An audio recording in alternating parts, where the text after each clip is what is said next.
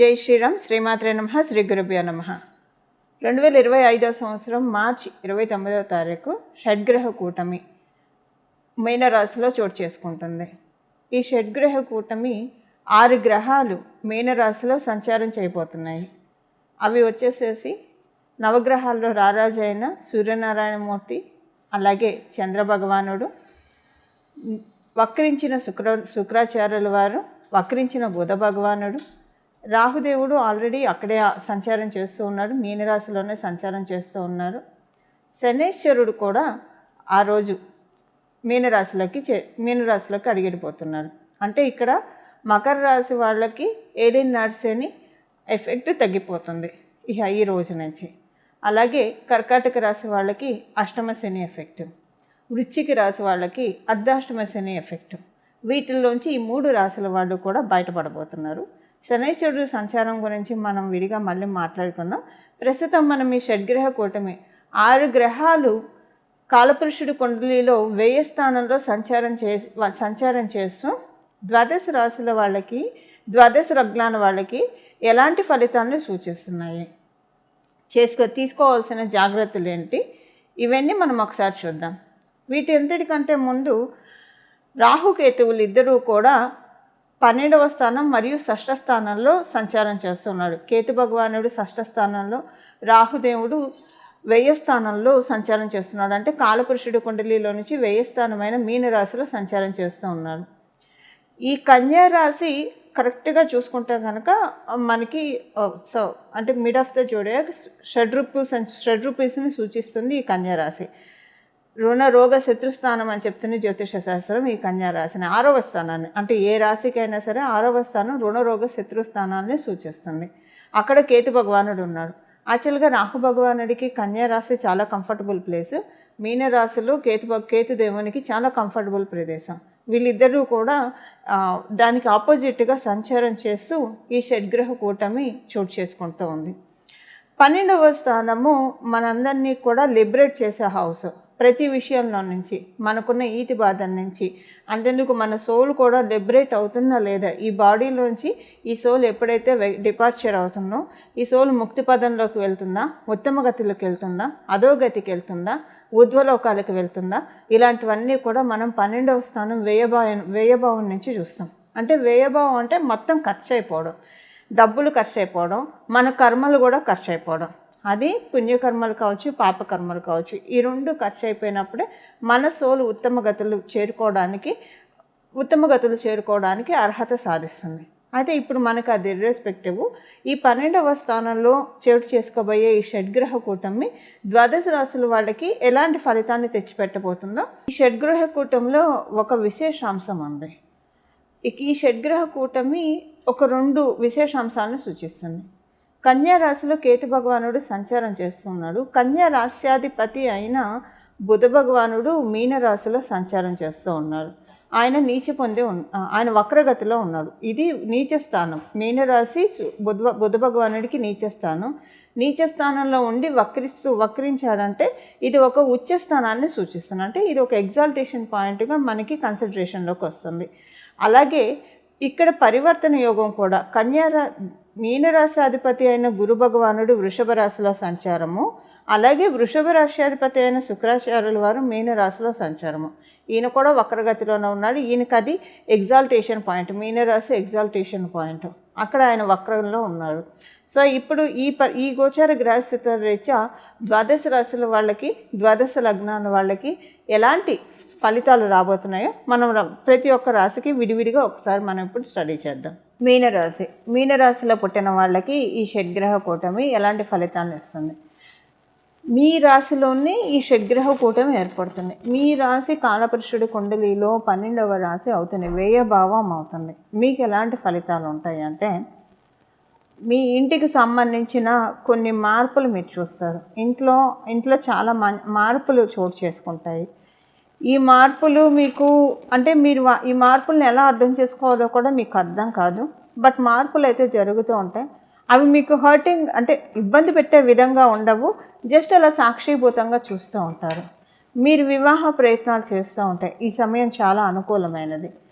ఈ వివాహ ప్రయత్నాలకు కూడా అంటే వివాహం కూడా మన జీవితంలో వచ్చే మార్పు కదా. మన జీవితంలో ఇంకొక వ్యక్తిని ఇన్వైట్ చేస్తున్నాం అంటే డెఫినెట్గా అది మార్పే.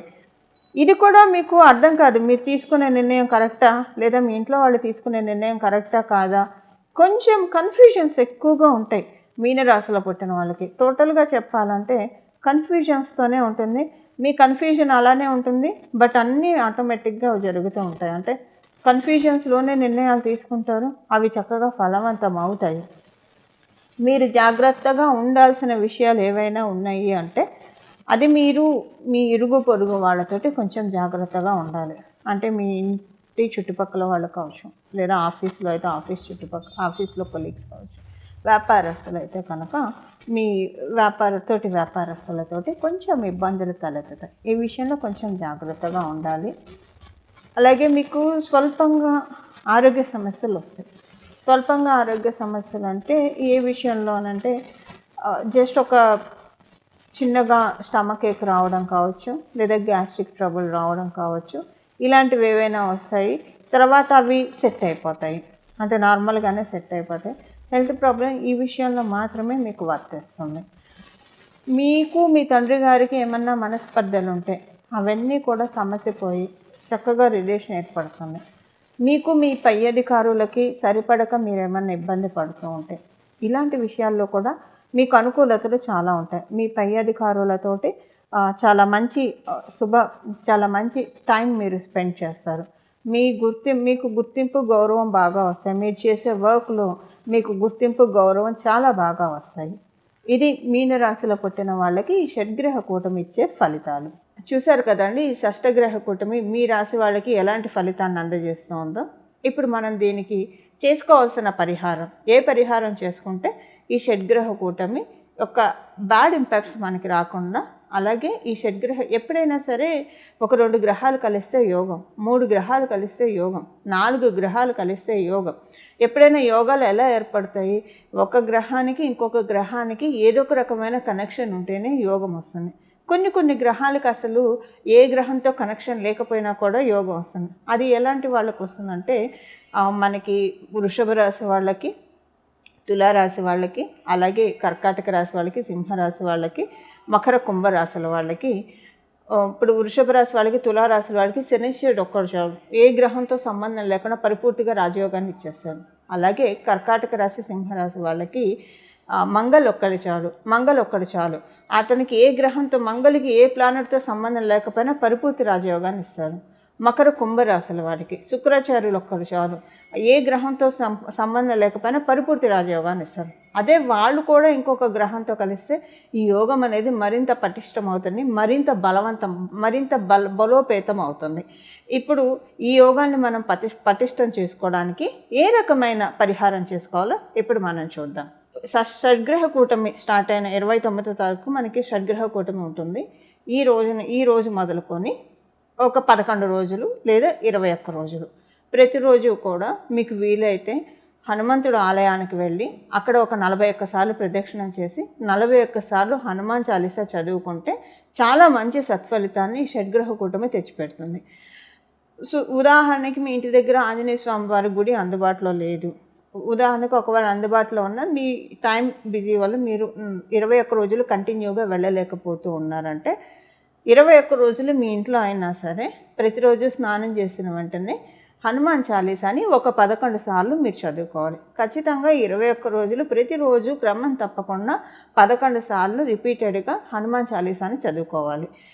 హనుమాన్ చాలీసా చదువుకోవడం మాత్రమే కాకుండా అంటే పరిపూర్తిగా దృష్టి పెట్టి హనుమాన్ చాలీసా మీద పరిపూర్తిగా దృష్టి పెట్టి చదవడం చేయాలి.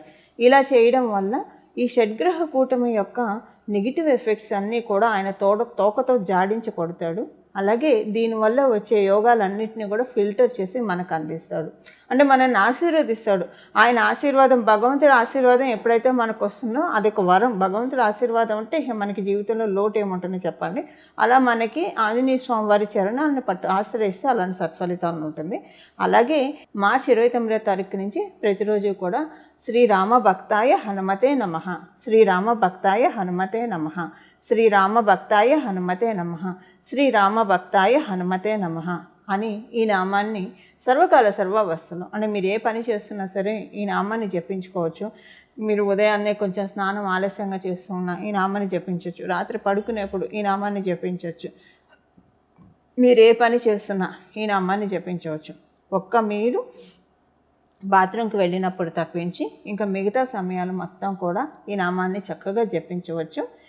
ఈ విధంగా హనుమంతుడి చరణాన్ని ఆశ్రయిస్తే ఈ షడ్గ్రహ కూటమి మనందరికీ కూడా చాలా చక్కటి శుభ ఫలితాన్ని మనకు అందజేస్తుంది. అలాగే మీరు అమ్మవారు ఉపాసకులు అయితే ప్రతిరోజు కూడా 3 సార్లు లలిత సహస్రనామం చదవడానికి ప్రయత్నించండి. 3 సార్లు లలిత సహస్రనామం చదవడం కావచ్చు, వినడానికి కావచ్చు ప్రయత్నించండి.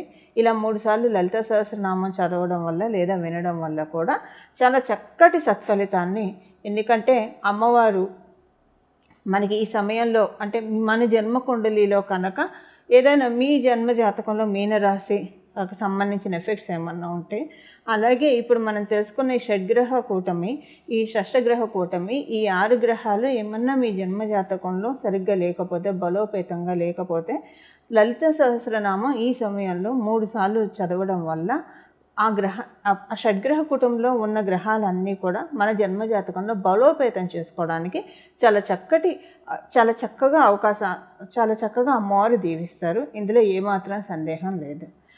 ఇలా మనందరం కూడా ఈ షడ్గ్రహ కూటమిని చక్కగా అనుకూలంగా మార్చుకోవాలని చెప్పి మన జన్మజాతకంలో ఉన్న ఇబ్బందుల నుంచి మనం బయటపడి గట్టెక్కి, అలాగే మన జన్మజాతకంలో ఉన్న బ్లెస్సింగ్స్ని మనకి వెలికి తీసే షడ్గ్రహ కూటమికి మనందరం కూడా ఆహ్వానం పలుకుదాము. మంగళం. నమో భగవతే వాసుదేవాయ.